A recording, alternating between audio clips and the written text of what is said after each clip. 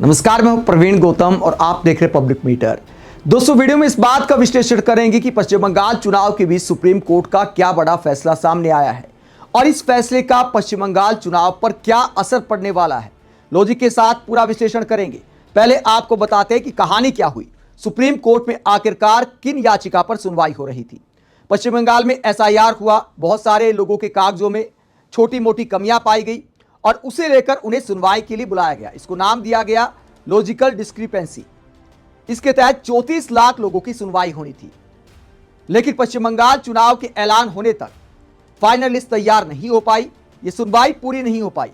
उसके बाद voter draft तैयार कर दिया गया पश्चिम बंगाल के आने वाले विधानसभा चुनाव का, और ये लोग अब तक उस वोटर ड्राफ्ट से बाहर हैं। तो अब सवाल खड़ा हुआ कि 34 लाख लोग अपने हक का इस्तेमाल क्या नहीं कर पाएंगे। तो मामला सुप्रीम कोर्ट पहुंचता है। अब सुप्रीम कोर्ट में क्या फैसला सामने आया है वो आपको बताते हैं, क्योंकि वोट देना एक बुनियादी अधिकार है देश के हर नागरिक का। तो अब क्या फैसला सुनाया है सुप्रीम कोर्ट ने, ये 34 लाख लोग वोट डाल पाएंगे या नहीं डाल पाएंगे। सुप्रीम कोर्ट में जो हुआ वो अपने आप में किस तरह मजाक नजर आता है, ये खबर आप देख सकते हैं। बंगाल में हटाए गए मतदाताओं को अभी वोट का अधिकार नहीं। एसआईआर केस में सुप्रीम कोर्ट की यह टिप्पणी सीधे दिल पर चोट करती है। जो भी भारत के लोकतंत्र से प्यार करते हैं, भारत के नागरिकों के अधिकार से प्यार करते हैं, उनके दिल पर चोट पहुंचनी चाहिए। ये जो हेडलाइन है एक तरह से हथौड़ा मारती है भारत के लोकतंत्र पर।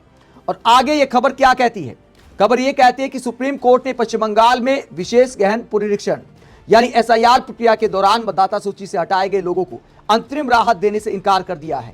अदालत ने स्पष्ट कहा कि लंबित अपीलों वाले मतदाताओं को फिलहाल मतदान का अधिकार नहीं दिया जा सकता। सुप्रीम कोर्ट की पीठ ने उन याचिकाकर्ताओं की मांग खारिज कर दी जिनके नाम एसआईआर अभियान में हटाए गए थे। मुख्य न्यायाधीश सूर्यकांत और न्यायमूर्ति जोय माल्या बागची की पीठ ने कहा कि अंतरिम राहत देना असंभव है, क्योंकि इससे चुनावी प्रक्रिया प्रभावित होगी। आगे खबर क्या कहती है। सुनवाई के दौरान तृणमूल कांग्रेस के वरिष्ठ नेता और सांसद कल्याण बनर्जी ने पीठ को बताया कि कम से कम 16 लाख अपील दायर की गई है। उन्होंने आग्रह किया कि इन लोगों को आगामी 2 चरणों के विधानसभा चुनाव में वोट डालने की अनुमति दी जाए। इस पर मुख्य न्यायाधीश सूर्यकांत ने कहा कि यह बिल्कुल असंभव है। अगर हम ऐसा करते हैं तो संबंधित व्यक्तियों के मतदान अधिकार निलंबित करने पड़ेंगे। वहीं न्यायमूर्ति जोय माल्या बागची ने कोलकाता उच्च न्यायालय के मुख्य न्यायाधीश की रिपोर्ट का हवाला देते हुए कहा कि एसआईआर प्रक्रिया में कुल 34 लाख अपीलें लंबित हैं, यानी 34 लाख लोगों का मामला अभी पेंडिंग है कि उनको वोट का अधिकार मिलेगा या नहीं मिलेगा। ये आदेश 13 लोगों के एक समूह द्वारा दायर याचिका पर आया, जिसमें मतदाता सूची से नाम हटाए जाने के खिलाफ हस्तक्षेप की मांग की गई थी। पीठ ने याचिका को समय से पहले बताते हुए खारिज कर दिया और याचिकाकर्ताओं को अपीलीय न्यायाधिकरणों में ही राहत मांगने की सलाह दी। पीठ ने अपने आदेश में कहा कि चूंकि याचिकाकर्ता पहले से ही अपीलीय न्यायाधिकरणों से संपर्क कर चुके हैं, इसलिए याचिका में व्यक्त आशंकाएं समय से पहले हैं। अगर याचिका स्वीकार कर ली जाती है तो इसके गंभीर परिणाम भुगतने होंगे।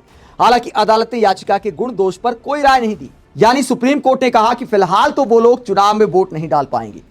दोस्तों, अपने आप में कितना शर्मनाक है। जो भारत के नागरिक हैं, जिनका पहले से मतदाता पहचान पत्र है, अगर उनके कागजों में कोई त्रुटि रह गई तो जिम्मेदारी और जवाबदेही क्या चुनाव आयोग की नहीं होनी चाहिए? क्या इस बात को लेकर वो लोग वोट नहीं डाल पाएंगे? और उनके वोट डालने का क्या असर हो सकता है? किसको फायदा हो सकता है, किसको नुकसान हो सकता है? सवाल यह भी उठता है कि फिर सरकार कौन बना रहा है? 34 लाख का आंकड़ा कम नहीं होता। क्या सरकार कह सकती है, क्या चुनाव आयोग कह सकता है कि सारे विदेशी घुसपैठिए हैं? अगर ये भारत के नागरिक हैं और एसआईआर की प्रक्रिया की वजह से ये मतदान से बाहर हो जाएंगे, तो इसकी जवाबदेही आखिरकार किसकी है? इसका कसूरवार आखिरकार कौन है? क्या लोकतंत्र में यह मामूली गुनाह माना जा सकता है? क्या चुनाव आयोग की कोई जिम्मेदारी जवाबदेही नहीं है? आपके एसआईआर की वजह से अगर 34 लाख लोग वोट देने से बाहर हो गए हैं तो यह बहुत बड़ा आंकड़ा है, और यह एक तरह से भारत के लोकतंत्र के साथ क्राइम आप मान सकते हैं। जाहिर सी बात है, 34 लाख तो विदेशी नागरिक नहीं होंगे जिनके कागजों में कमी पाई गई है। लॉजिकल डिस्क्रिपेंसी की वजह से उन्हें बुलाया गया सुनवाई के लिए, और बड़े बड़े नाम शामिल हैं। मोहम्मद शमी को भी बुलाया गया था, इसके अलावा अमर्त्य सेन को भी बुलाया गया था, नौसेना के पूर्व प्रमुख को भी बुलाया गया, उनके कागजों में भी कुछ कमी पाई गई। तो ऐसा नहीं है कि कोई घुसपैठ वाला ही ये मामला है। अगर थोड़ी बहुत त्रुटि की वजह से ये लोग मतदान से बाहर हो गए हैं तो लोकतंत्र के लिए बहुत बड़ा झटका है। पश्चिम बंगाल चुनाव के साथ अपने आप मजाक है। अगर इसकी वजह से बहुत सारी सीटों का अगर किसी दल को नुकसान होता है तो उसका क्या? सुप्रीम कोर्ट में इस पर बात भी हुई। एक और खबर मैं आपको दिखाता हूं, क्या बातचीत हुई। ये खबर आप देख सकते हैं लाइव लोग की। पश्चिम बंगाल एसआईआर जीत का अंतर 2% और 15% वोट नहीं कर पाए तो जस्टिस बागची की चिंता, बिहार रुख से हटने पर ईसीआई पर सवाल। तो यहां पर जस्टिस बागची ने भी सवाल उठाया कि अगर हार जीत का मार्जिन 2% है और अगर वोट कटने का मार्जिन 15% है तो फिर आखिरकार इस पर चुनाव आयोग का क्या कहना है, क्या कहती है खबर। जस्टिस बागची ने क्या कहा। जस्टिस बागची ने कहा कि पश्चिम बंगाल में चुनाव आयोग ने अन्य राज्यों से अलग प्रक्रिया अपनाते हुए लॉजिकल डिस्क्रिपेंसी की नई श्रेणी जोड़ी है। उन्होंने यह भी कहा कि बिहार की एसआईआर मामले में आयोग ने यह रुख अपनाया था कि 2002 की मतदाता सूची में शामिल लोगों को दस्तावेज अपलोड करने की आवश्यकता नहीं है, लेकिन बंगाल में इससे अलग काम किया गया है। तो यह अलग काम क्यों किया गया।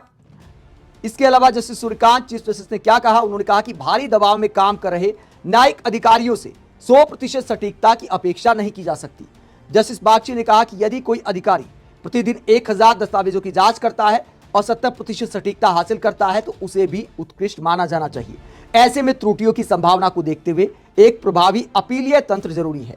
अदालत ने यह भी कहा कि यदि चुनाव में जीत का अंतर मतदाता सूची से बाहर किए गए लोगों के प्रतिशत से कम हो तो यह चिंता का विषय हो सकता है। जस्टिस बागची ने कहा कि मतदान का अधिकार केवल संवैधानिक ही नहीं बल्कि भावनात्मक अधिकार है। तो चीफ जस्टिस सूर्यकांत ने, जस्टिस बागची ने बातें तो बड़ी अच्छी कर दी, लेकिन फैसला क्या सुनाया कि भैया अभी तो 34 लाख लोग वोट नहीं कर पाएंगे। हम चुनाव आयोग पर इतना बर्डन नहीं डाल सकते, जो एसआईआर का काम देख रहे हैं, जो सुनवाई कर रहे हैं, उन पर इतना बर्डन नहीं डाल सकते कि मतदान से पहले वो इन सारी सुनवाई को पूरा कर ले। ये संभव दिखाई नहीं देता। तो यहां पर सवाल खड़ा होता है चुनाव आयोग पर। फिर पहले एसआईआर कराने की जरूरत क्या थी। अब तक क्या चुनाव आयोग सोया था। 2 साल पहले एसआईआर करा लिया होता या फिर चुनाव के बाद एसआईआर करा लिया होता।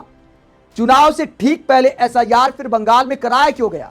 अगर एसआईआर की वजह से लाखों लोग अपना मतदान नहीं कर पाएंगे जो कि हक रखते हैं, तो इसका गुनहगार कौन है। क्यों ना एसआईआर को जिम्मेदार माना जाए। फिर एसआईआर अच्छे से चुनाव कराने के लिए है या चुनाव में रायता फैलाने के लिए। यह सवाल बहुत गंभीर है। यह सवाल लोकतंत्र के सामने एक प्रश्न चिन्ह बनकर खड़ा हो गया है, जहां सुप्रीम कोर्ट में अच्छी बातें तो की गई, चिंता जता दी, भावनात्मक बता दिया, भाषणबाजी से क्या होता है। और यह कहना कि भैया 1000 दस्तावेज की जांच करता है, 70% सटीकता हासिल करता है तो उसे भी उत्कृष्ट माना जाना चाहिए। क्या मतदान पहचान पत्र के मामले में ऐसा कहना उचित है। 70% अगर सटीकता है तो खराब ही कहा जाएगा। 30% लोगों का क्या। 30% लोग सुनवाई की लाइन में खड़े होंगे और फिर वोट नहीं कर पाएंगे क्या। आप सुप्रीम कोर्ट के इस फैसले को लेकर क्या सोचते हैं। और 34 लाख लोग अगर वोट नहीं कर पाएंगे तो लोकतंत्र के लिए ऐसे हालात पर आप क्या कहना चाहते हैं। कमेंट बॉक्स में अपनी राय जरूर दें। साथ ही चैनल को सब्सक्राइब भी करें। नमस्कार।